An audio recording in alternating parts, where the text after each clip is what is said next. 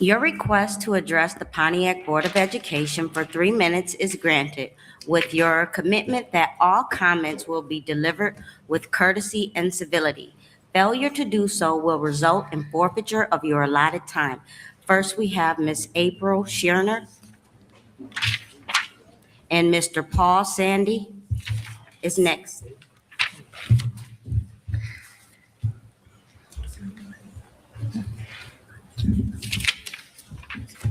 Good evening. My name is April Shearer, and I am a kindergarten teacher at Whitman Elementary, and I've been working for the district for 3 years.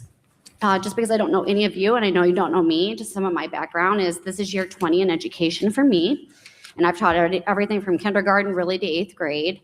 And prior to that, I've taught across 4 different states, and prior to that, I was a military instructor in the United States Air Force.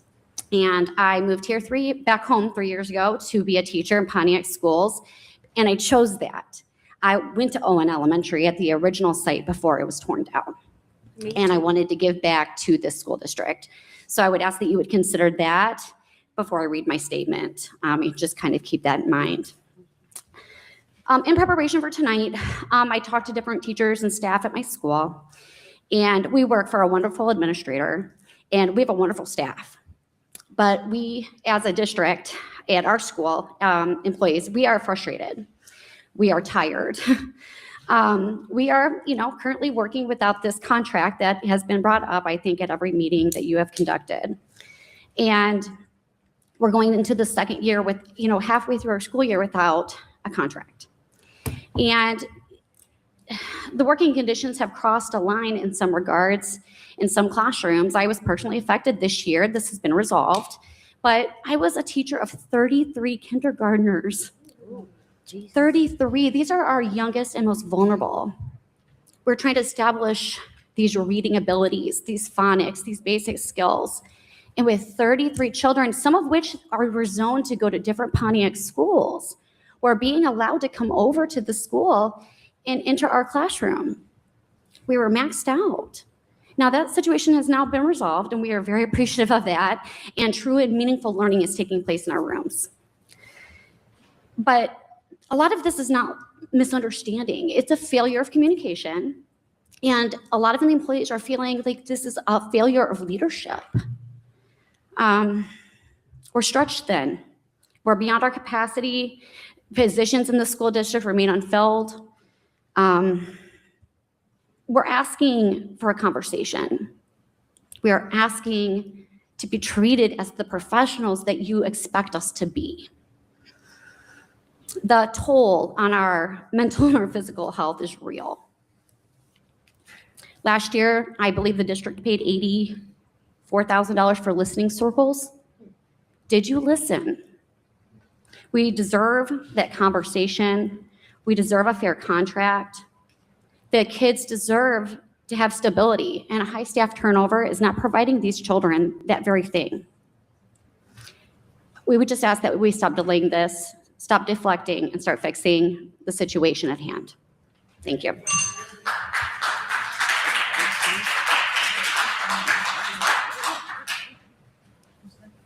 Paulson. He's coming. After Paul Sandy, there's Candace Ridley and Amanda Ziegler.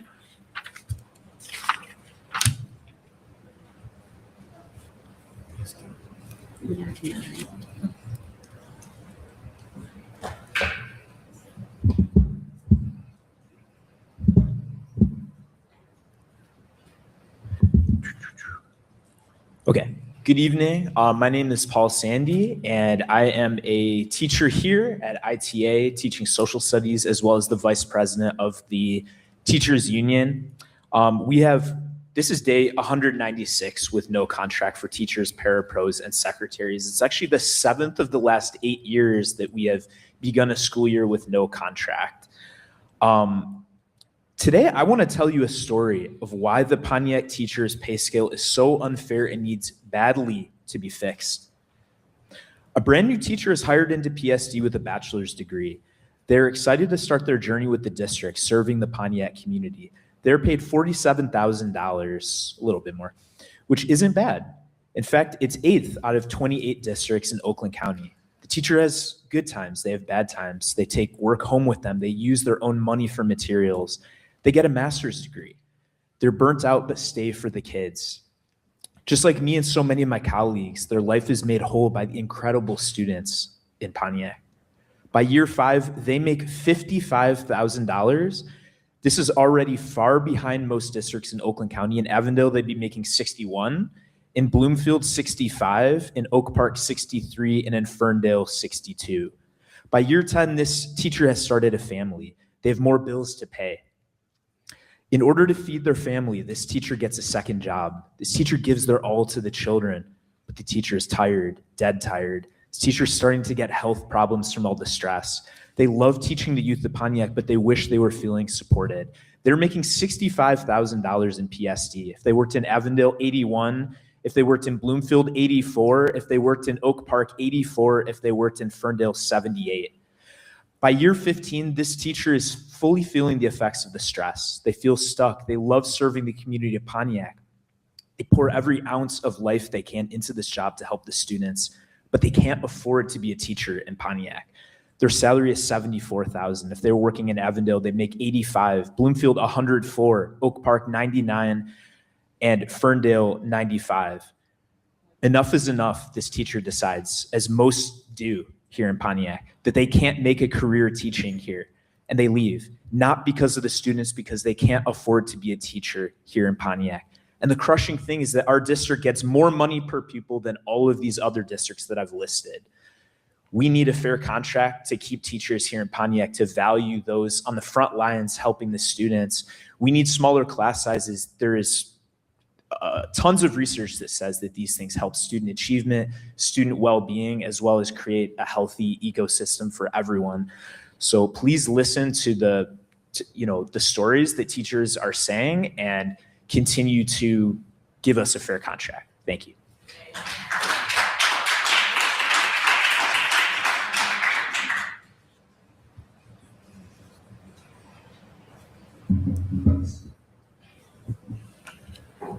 Happy New Year. First of all, I'm asking for a financial review of the budget to prove the necessity of the dreadfully low offer presented to the unions. Because what was offered is woefully inadequate compared to the budget that was presented on 12/15/25. But I'm here tonight to talk about priorities, your priorities. You've budgeted $855,200 for yourselves this year, and you get paid $200 a meeting. You budgeted nearly $1 million for yourselves, but $0 towards staff raises. Your generous offer, 0.07%, about 2 cents on the dollar. It's almost poetic that pennies aren't even being made anymore, but apparently that's all we're worth to the district. So I want you to hear the stories of the people who teach our children.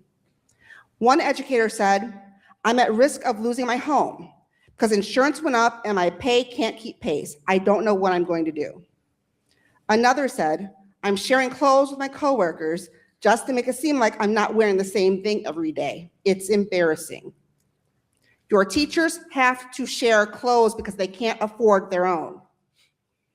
"My car broke down and I had to take a predatory payday loan just to get it running. It overheats and I can't afford to diagnose or repair it. I've been getting food from food pantries all year. Sometimes I'm lucky and the food's okay. Sometimes I'm not and the food has bugs in it. I don't know how much longer I can do this. I've had my water shut off. I've had my heat shut off. I have to juggle which bill to pay. Now rent is increasing and I can't afford it. I'm scared for my future. I have to donate plasma to provide for my children, despite having multiple certificates and degrees. These are not strangers. These are the people educating our children. This is what 6 months of being undervalued looks like. My prescriptions have increased in cost, my insurance has increased in cost, my deductibles have increased in cost, but my pay hasn't. I have to have insurance and I have to take medicines, but I shouldn't have to choose between my medicine and my electric bill. I never thought I'd have to live in poverty after going to school and getting a master's degree. I look at my friends that work in surrounding districts and I wonder how they can afford to live. Then I remember they get paid more than I do, even though we started teaching at the same time. I work 7 days a week, 5 days with students, 4 nights door dashing, and weekends working construction or landscaping depending upon the season. I'm exhausted all the time. I know my students aren't getting the teacher they deserve because I'm spread so thin, but I don't have a choice. My family isn't getting the best of me either. I live in a state of chronic stress and exhaustion. I don't know how much longer I can take this.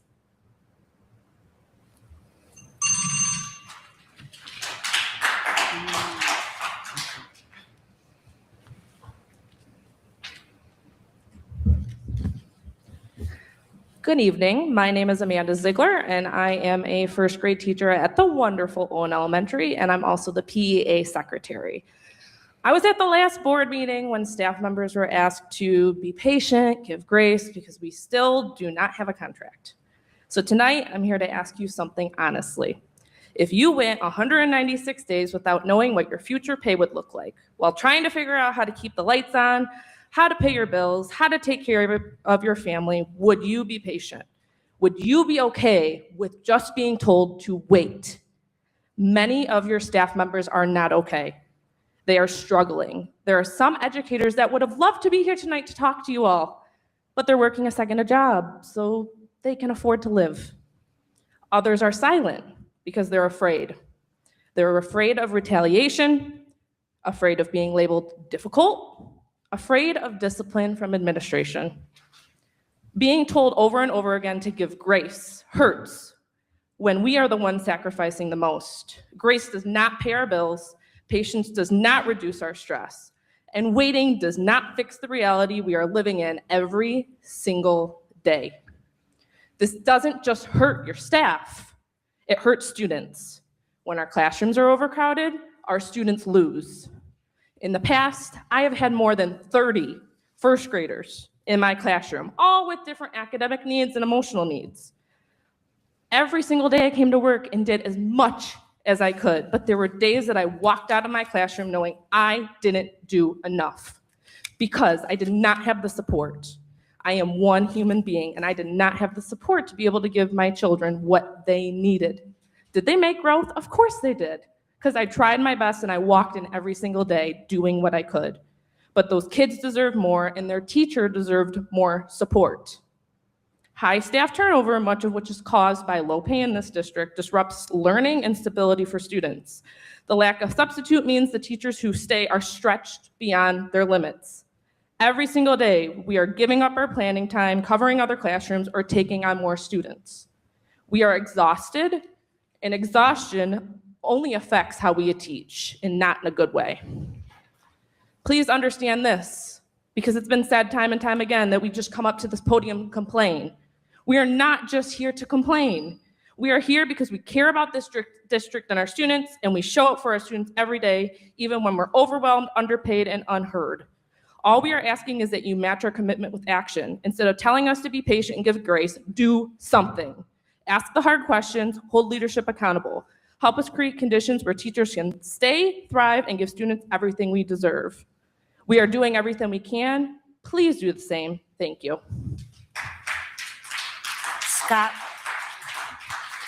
Scott Rutherford and Ebony Sims.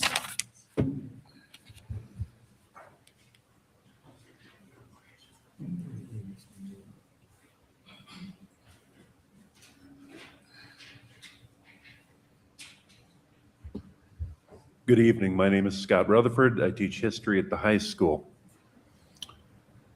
I would like to extend grace. So let me start not with complaining, okay? Because there's one thing this district has that is fantastic, and that's the kids. I love the students in this district. And I know I'm not the only one who loves the students in this district. When I started in this district, this is my 4th year teaching. I come to teaching this profession kind of late in life after having done some other things. And I'm teaching for one reason. It's not because I can't do anything else. I've done a lot of things, and I'll do other things again if I need to. Okay, but I came to teaching because I wanted to pass on something valuable to the young people in Pontiac. Okay? You've asked us to trust you, but you haven't earned that trust. When I started in this district, I was asked to wear a black shirt to show solidarity because there was a contract dispute. And I thought that was the most ridiculous, silly thing I'd ever been asked in my life as an adult. I couldn't fathom why you would ask an adult to do that. Well, this is my 4th year and I get it.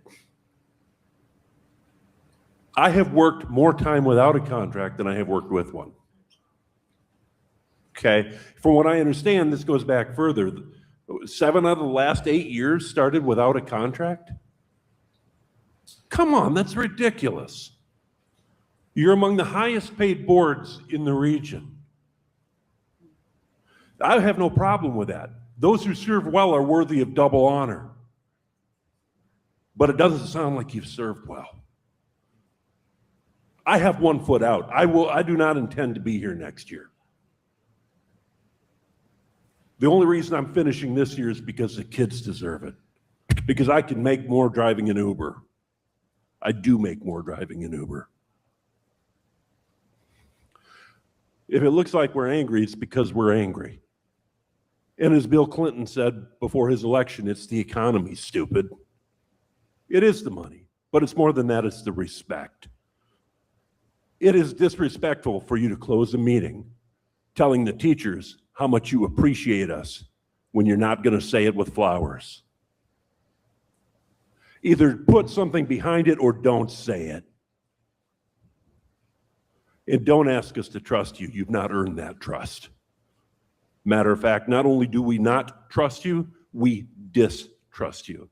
Do whatever you want with the other 20 seconds.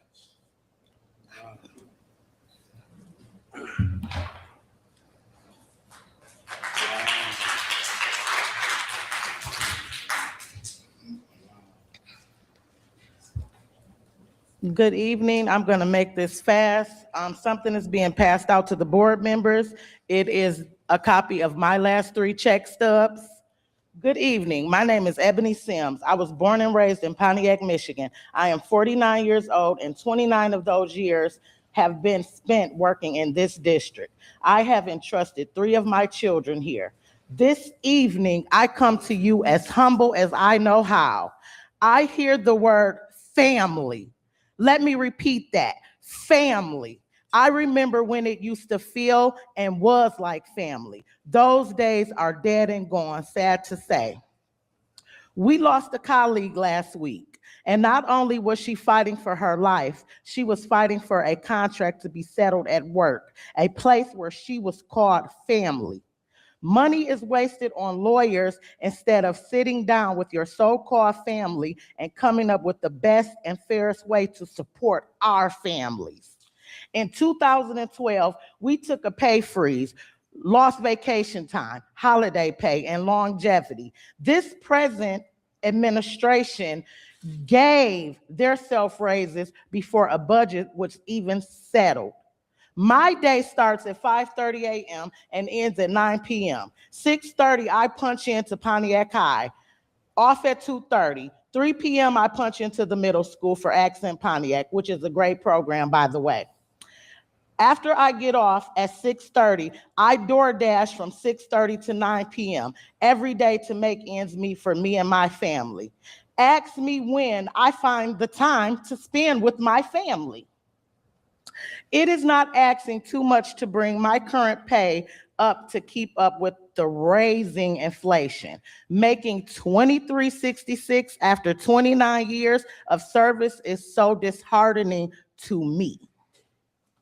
Teachers took a pay cut and freeze. This freeze was done to eliminate a deficit caused by central administration embezzlement. The results of this pay cut and freeze was the elimination of debt and the loss of very good teachers and parapros.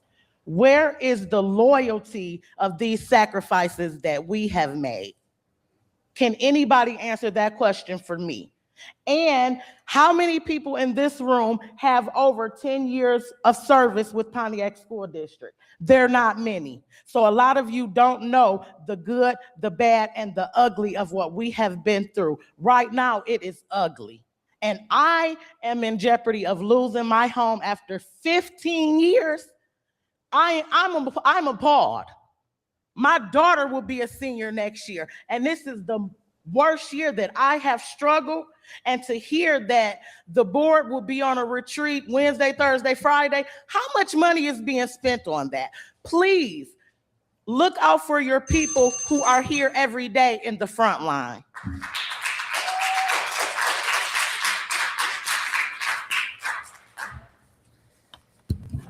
Marcus Kelly and Fred McBadden and Marcus Bowman.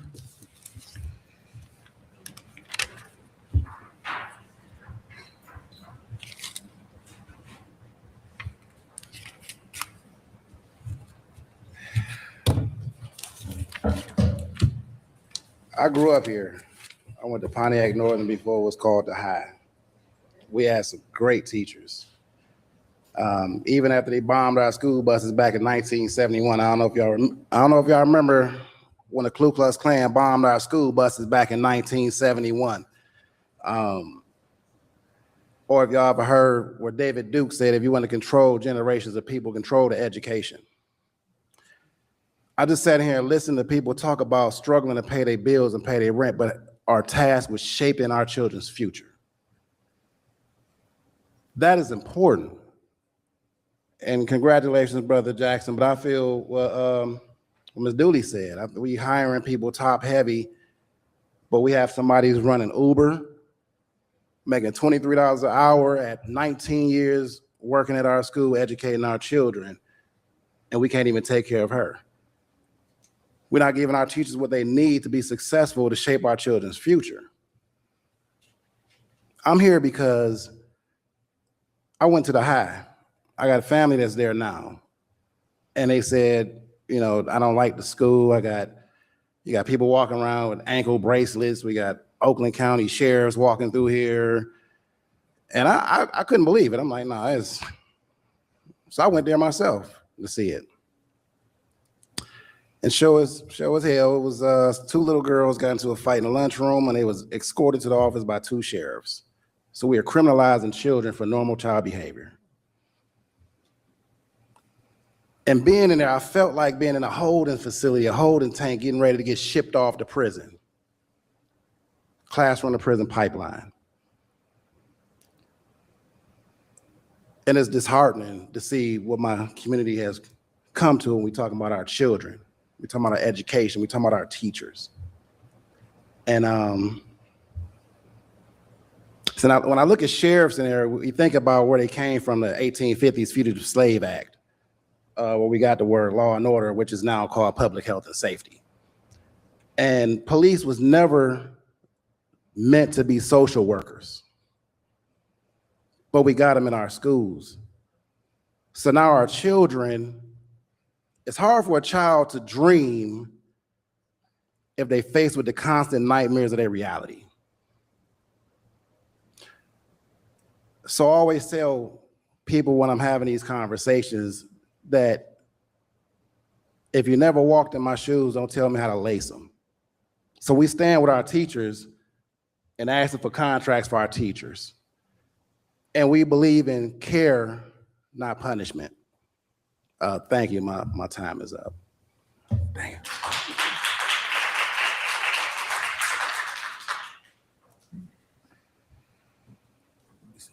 Mr. Jackson, welcome to the family. So unfortunately came into this. Happy New Year to everybody. Yeah, I still got my celebration on. So I'm gonna go on and start talking to some of you that use the word be patient. We gonna get this thing done. No, you are not, because the lawyers are doing exactly what they're supposed to do: procrastinate, make their money, and still, Mr. Kelly, make sure you talk about the 0.07%, because that's real. And just so you know, we just make these signs up for you guys to see. We are worth more than 2 cents. Now, I've been up here in this district for 27 years, 27 in February, but also a supervisor at Havenwick Hospital for 29. It's a damn shame when somebody got to work 2 full-time jobs just to survive. And Even the ones who's working 2 and 3 jobs still come and give 110%. But today, conversation started off talking about baby peace. That's a good thing. Then we started talking about other stuff. Yeah, we definitely needed a new assistant principal. Nothing against you, but we have been without a contract, as the vice president for the teachers said, 196 days.